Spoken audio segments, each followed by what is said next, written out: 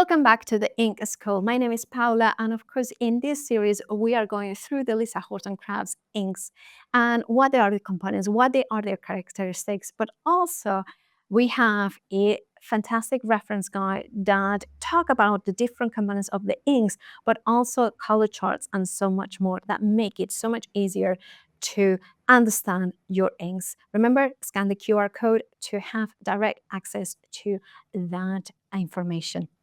Now, let's start with stamping inks. Now, in general speaking, I divide ink pads into stamping inks that they are designed to basically work with your photopolymer, acrylic, and rubber stamps to transfer ink perfectly, or blendable background inks, which are the ones that you use for stencils that you are using for backgrounds, water reactive techniques. So in this section, let's talk about what Lisa Horton Crafts has designed or created for that perfect stamping results, which are the solid black ink pad, which has got this shape and it's a really brilliant felt pad. I'm going to open it up and you can see it. Felt pad with a race, so it doesn't matter what size ink, you can always get perfect impression. We will talk how great it is. It's a formulation that is oil-based, but also has got that pigment, that sharpness as well. It is a formulation that is fast drying. And then we have got the Swift ink here. There are different colors in this range. And of course, this is also fast drying. It's a hybrid ink, but a different type of hybrid. And remember, in your companion guide, you're getting that reference, a chart that it kind of explains exactly where we are in each category of inks. And then, of course, we'll talk just briefly about the opaque white as well, which is a pigment base that is slow drying, perfect for your embossing powders. So let me show you the difference between the Swift inks and the solid black. Now, I'm going to start with the Swift dry. Now, if you are somebody who wants a very quick drying ink, the Swift dry will be an amazing ink for you. It is dye-based, so it means that it's more translucent, hence why it sips through the fibers as well quicker, and you still get that fine detail. It's dry immediately as well, so it's fantastic. Also, it gives you the ability to use your water-based markers if you wanted to. And if you want to use your alcohol markers, well, I'm going to just show you here how they work as well. They work beautifully. And I can go in with a broader nib so you can see how I'm going over the black ink, and is absolutely, it doesn't as much. I'm going to do it like this as well.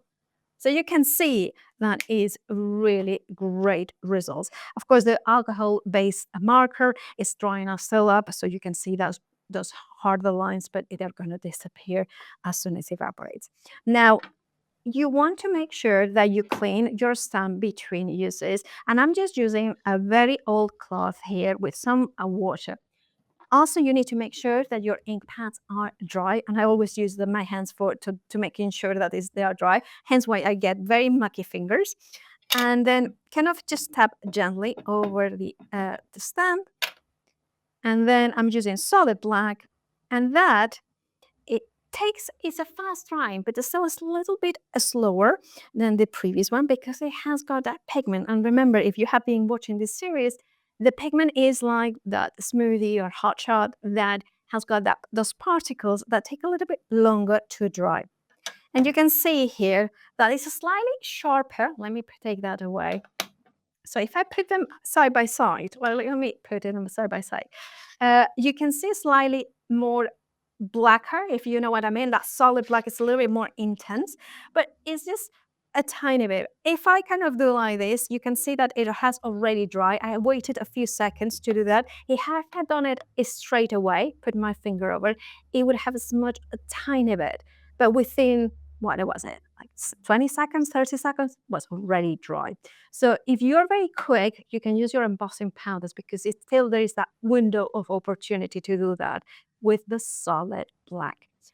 Right, so once it is like this, I'm going to take again the same colors, and then I'm going to go in just to demonstrate that I can color this up. And again, it just goes in perfectly. I can go all over it, and it doesn't smudge at all.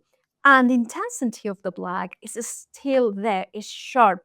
I'm gonna go in here, again in the same area with my alcohol markers, and you can see in here that it doesn't at all smudge. I mean, there was a little bit of smudge up there, but that was beforehand. So you can see the intensity of the black again perfectly, whether you're using alcohol markers or water-based markers, you still will work. So basically, the difference between those two is that the solid black has got pigment, so therefore it's actually going to be a sharper black. It takes a few more seconds to dry, but just, like 20 to 30 seconds to dry. And the swift dry is slightly more translucent, even faster to dry, but both will stand beautifully. Remember to check out the different colors from swift dry. And remember, if any more colors are coming up, the incredible reference guide from the Ink School will be updated as it happens. So make sure to check that QR code to have all this information and more available at your fingertips.